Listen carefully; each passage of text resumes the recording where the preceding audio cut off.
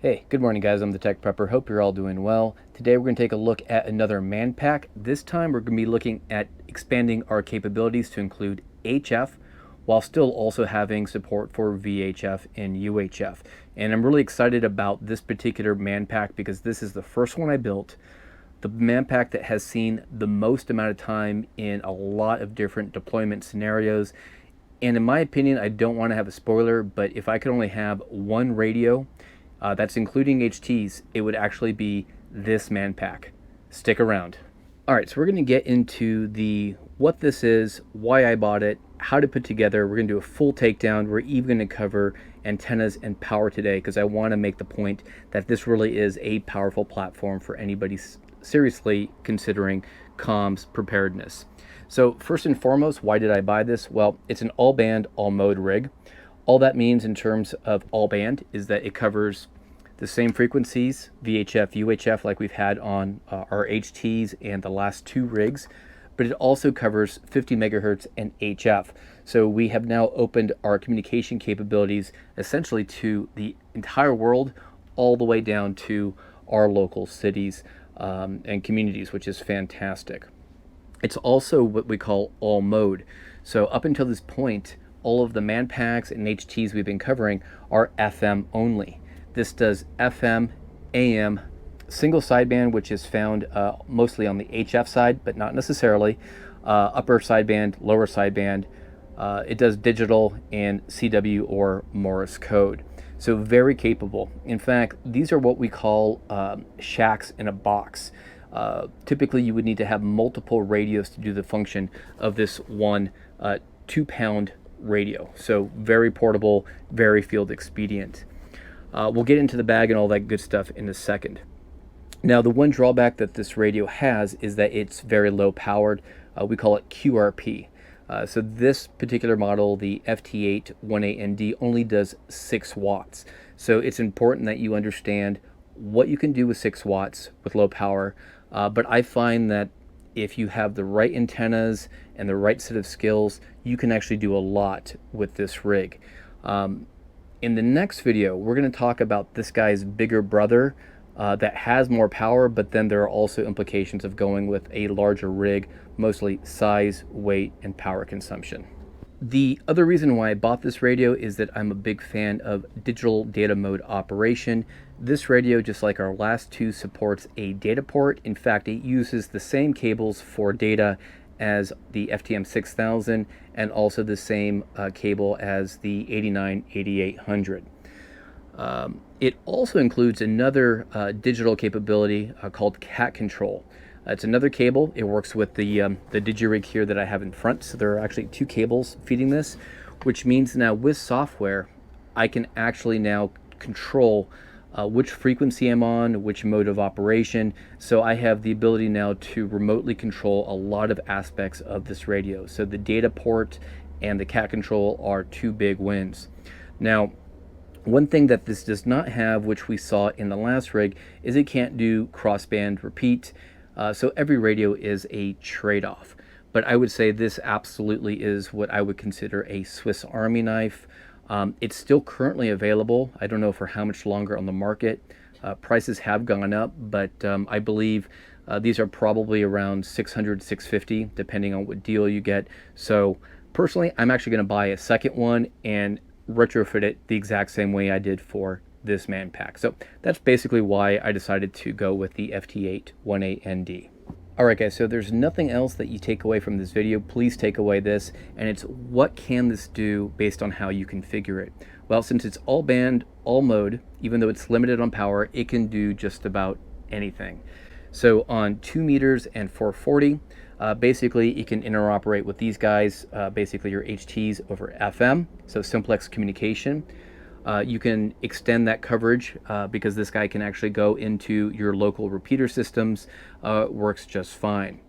Since this is an an all mode rig, we get those other modes of operation. So single sideband is absolutely very powerful on 2 meters and 440 with this. I have a net that I attend on Tuesday evenings and one on Sunday mornings. YouTubers Virtual Hamfest 2021.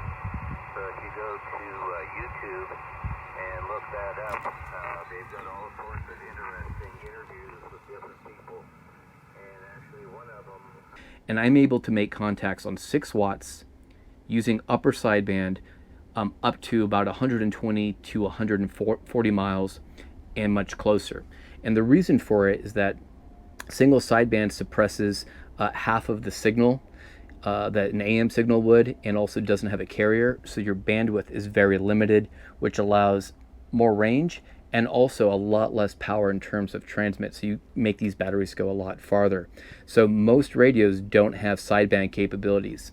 For people eavesdropping on basically your Baofangs, it's also unintelligible for the most part when you're transmitting sideband operation. So not real security, but it's enough to obfuscate in a legal way the signal a little bit, because most people don't have the equipment to work in single sideband mode on 2 meters and 440.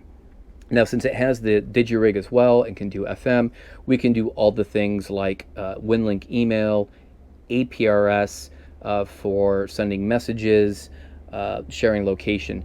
So everything we were able to do digitally on the mobile rigs we covered, we can do it on this one with no problem. Now, it also supports HF, so now I can basically open up my digital capabilities to my state, my region of the country, the entire country, and even into like the global kind of space as well. And I've done all of those contacts on this radio. So I'll put together a playlist somewhere up here that shows all of the different types of capabilities, because it can do everything. So we'll do some more detailed videos when we get into my HF series. We're going to use this a lot. Like I said, this is personally, if I could only have one radio, it would be this guy, because of its footprint, its size, its weights, its power consumption, in that it's pretty good in terms of giving us good operating time given the size of batteries, and I can do just about any mode, whether it's voice or digital, with this system. All right, before we get into the breakdown of the bag, let's talk a little bit first about antennas. This particular system is running the armoloq TPA pack frame. In fact, this was the first pack frame that was developed, and you'll notice that there are actually 2 antenna connectors at the top. One is for VHF and UHF, and the other one is for HF. So in terms of antennas, I actually have, we'll get into this later, the side pouch here, but I keep a few antennas on the side. I'm going to pull them out. All right, so I keep with me 2 of the Comet BNC24 antennas, mostly because they can be coiled up on itself. I believe these are either 10 or 20 watt rated antennas, and this is my standard for just about all of my HTs and also for my Manpacks. And the reason why I have 2, typically you just need one for FM operation right on top here. Like I said before, the beauty of the pack frames here from armoloq are that you have everything relocated to BNC on the top. But I always carry with me this little nifty device that was sent to me a long time back by Pactena, and it's called their Pactena Trek Mount. I've done at least 3 or 4 videos on this. I'll put a playlist up here. And the way this works is you take your trekking pole and you put the pointy end through here, and then you can connect the antennas in one of 2 configurations. The first is you can do a vertical configuration for FM with an optional ground plane, so we get better performance now because we have a full antenna here. And this is great even if you had to hoist it up a little bit higher to get it off the ground. But I mentioned sideband is a very powerful mode of operation, especially on 2 meters. With sideband, you traditionally have what we call a horizontally polarized antenna. So basically it runs like this, and this is actually how I run it in the field when I want to make those 120 to 140 mile contacts. So first set of antennas basically cover us on VHF, UHF, and they cover both FM and single sideband. All right, so since this does HF, what do I do? Typically I have quite a few HF antennas, but in my core kit, I typically keep with me this bag. It goes in my ruck along with the radio. And I have a few antennas here. The first is a 40 meter dipole. And the reason why I like 40 meters is that I can deploy it in what we call an NVIS configuration. Typically it's fairly low to the ground, and it allows me, depending on the time of day, to do local and regional communication in my state, which is really all I care about since I want to communicate with known quantities. Now this particular antenna, I did a video on this and build. The reason why I like it is because it's using a $3 Cobra head connector and a little bit of, I think it's 22 or 26 gauge silicone wire, and it's cut for the 40 meter band, so it's resonant. So all of the radiated power that comes out of here is designed to be funneled into this antenna. So this one is very frequency dependent. I typically have this one cut for digital. So we're going to do an HF series where I'll talk about this, but the reason why I like this build is that it's field expedient. This particular antenna ran me about $10 to build, and I can repair it in the field with nothing more than a pocket knife and some electrical tape. So I'll show you some videos of where I've deployed this and have had great success. So it'll be my NVIS series. The other antenna is also a resonant antenna, and it's tuned for the 20 meter band. And this is from Pactenna. It's the NFED half-wave mini.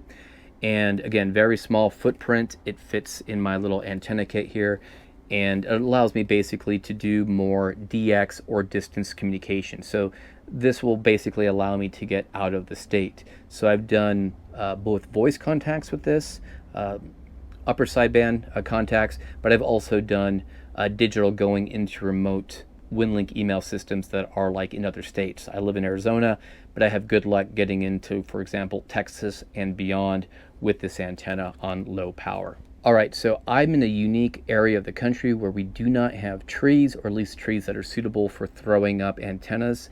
So I always bring with me a mast. This is the Sodabeam's Carbon 6. It's a carbon fiber mast, and it's about 17 inches fully collapsed.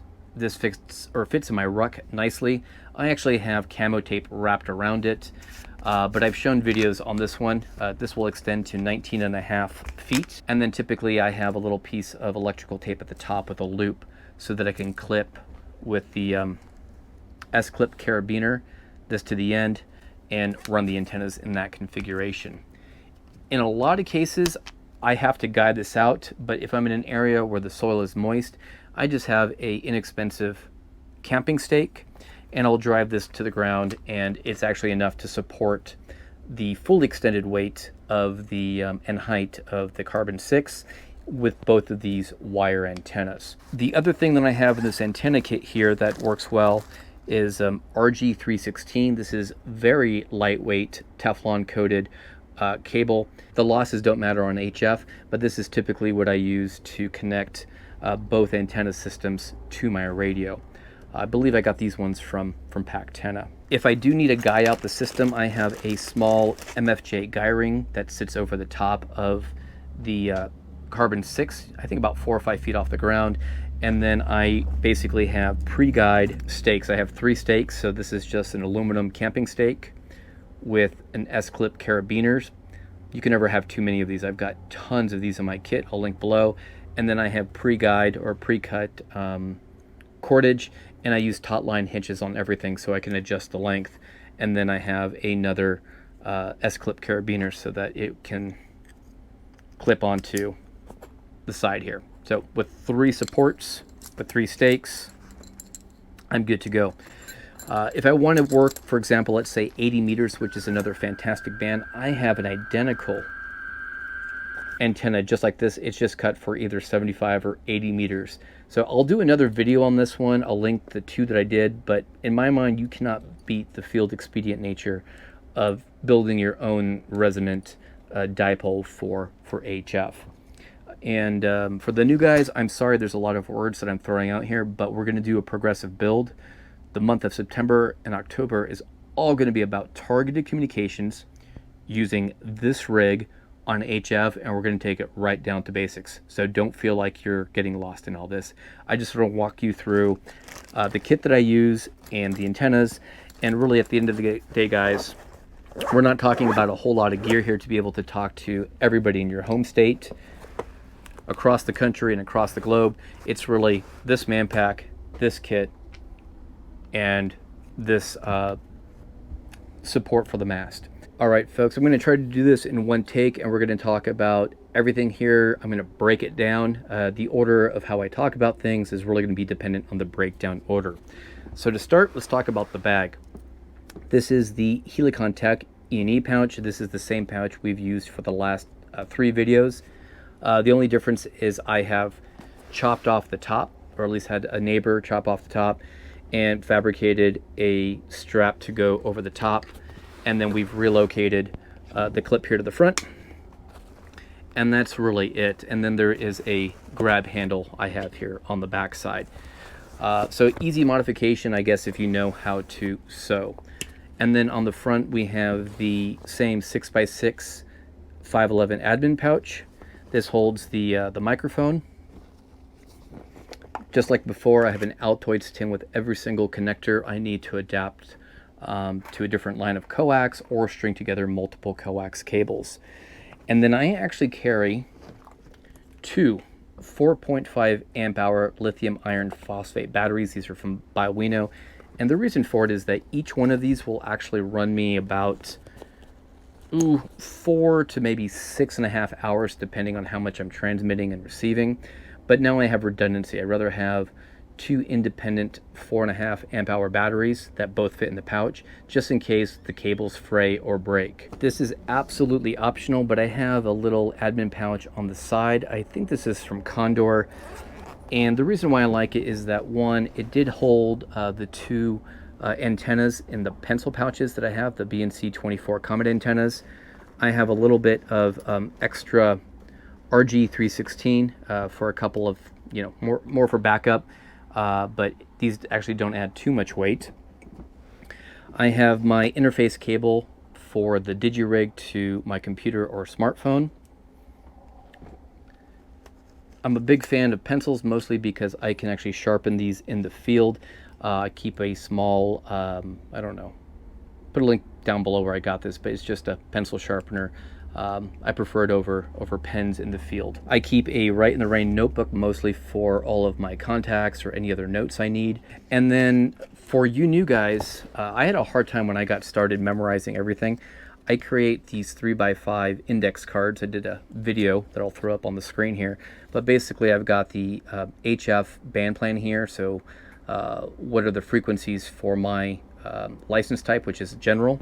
I have all of the 2 meter 440 FM frequencies, just in case. So summits on the air, adventure frequency, local repeaters. I have all of my local contacts, so all of the known quantities by their name and call sign. I have a VHF, UHF band plan for the state of Arizona, and then I have a handful of APRS cheat sheets because if you're able to get into a digipeater, sending email or SMS text messages or spotting yourself can be a little bit complicated. Part of all my kits, or my real kits, the ones that do real work, basically consist of these field cards. All right, now for the fun stuff, we are going to pull out this radio. And this looks like a little bit of a Frankenstein mess, but there's a lot going on here. So to start, the core platform are the armoloq TPA pack frames. These work with the FT818 and 817. They have relocation hardware for the antennas. So I have BNC bulkheads. So I have VHF, UHF, and HF relocated. And they're basically relocated from the back side for HF using an elbow connector. There's a small jumper on the front for the VHF that goes underneath. So I'll put all of these cables in the link below. The DigiRig Mobile is my preferred platform for digital these days. Right now I just have Velcro affixed to it, but I talked to the owner at armoloq and pleaded with him to send me another prototype that has the Kydex holster that I showed in the last video. Since there's enough room for it, this is actually a solar charge controller. This is the DIPOLE Power Mini V2, and I have power permanently connected on the back side of this radio to one of the inputs for load. And then I have a connector on the top side here for the connection to the battery, and this is what plugs into one of the two 4.5 amp hour batteries. I never use the internal battery on this system because it is absolute garbage. So anyway, so this is the DIPOLE Power Mini. It basically supplies power and gives me the option also to draw 5 volt. I think it's 2.5 amp. So I can actually connect like my Raspberry Pi or my phone to recharge, which is quite nice. Now there's also a solar charge input here as well. So I paired this with a 20-watt folding panel that always is in my backpack. This is the 20-watt folding panel from PowerFilm, and I typically will deploy these on my tarp shelter, that lean-to configuration. So pretty cool. So in the field, since this radio is low power, I can typically run and keep fully maintained these batteries the entire day while I have sun.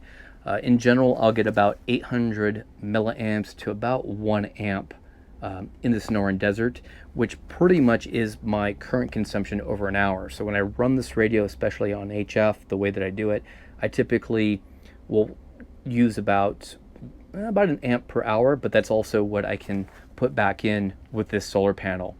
So I'm able basically to run indefinitely in the field with my style of operation using these smaller lithium iron phosphate batteries, the DIPOLE Power Mini charge controller, and then the 20-watt panels. All right, guys, so obviously I packed a lot of information into this video, but this HF rig, or all band, all mode rig, the yaesu FT818, really is my workhorse for doing just about any type of operation. The only downside is that it's 6 watts. People are going to ask, why not introduce an amp? Well, if I'm going to introduce an amp, that's going to require more batteries, more cables to connect the two, and the amp will only work either on the HF side or the VHF UHF side. So I haven't found an amp or amplifier that will do the all band stuff. So instead, the next radio we're going to talk about, which I'm debating about whether this radio or the other one really is the one everybody should have if they're considering being prepared for communications, is the yaesu FT857D. It's larger, but it is a 100 watt rig on the HF side, and then we'll do 50 watts on VHF, and I forget how much on UHF, but it's the big brothers. The answer to my question of why not an amp with this configuration is, if I needed more power, I would step up to the Manpack we're going to talk about next week. I don't want any comments about the 705. I will do a video on why I absolutely cannot make the 705 work for my use case. What the heck? You know what? I've already gone off the rails on this one anyhow. I don't like the 705 because the form factor is retarded. It looks like a giant oversized gaming controller, which does not lend itself to being man-packable. I don't like the fact that there's a touchscreen because I operate in the summer, I sweat profusely, and touchscreens fail on me all the time. So that's no-go. I also don't need a waterfall, so really don't care about that. I could probably forgive those other points I just mentioned if this thing actually had 20 watts. If it had 20 watts, the 705 would be a different story for me, and I might consider it. The last reason I don't like it, it's just too freaking brittle. That thing, I'm pretty sure you'll crack the screen if you don't figure out how to put a POV cage on it, figure out how to relocate the antennas, 3D print a freaking screen cover. So 705 guys, I'm sorry if you love it. That's cool, works for you, but that's why you'll never see a 705 on this channel. All right, we went off the rails. So next week we're going to talk about the FT857D. Hopefully you guys enjoyed this ranty video, but bottom line, I believe that every prepper out there should take a look at buying an 818 today. Personally, I think it is the Swiss Army knife of being prepared, especially once you get licensed as a general class licensee holder in the US and start to work HF. All right, guys, I'm the Tech Prepper. Be strong, be safe, and be prepared.